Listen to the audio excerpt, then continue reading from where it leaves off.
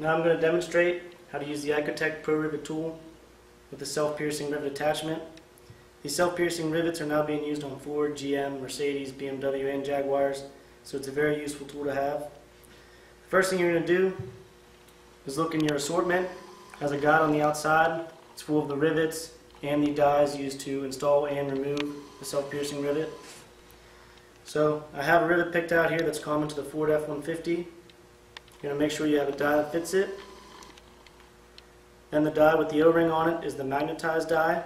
You're going to place that into the top of your anvil. Screw it tight with the Allen key. Then you're going to take your adapter and place it into the shaft of the Pro Rivet tool. It just slides in and fits tight with these O-rings.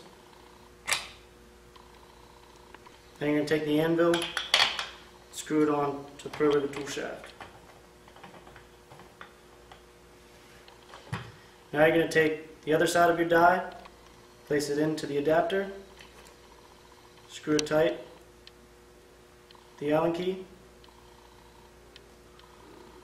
Now you take the flat side of your rivet, place it onto the magnetized die, take the metal with a piece of car,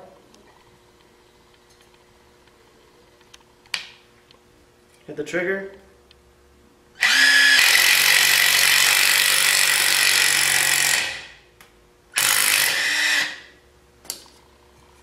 and there's your rivet.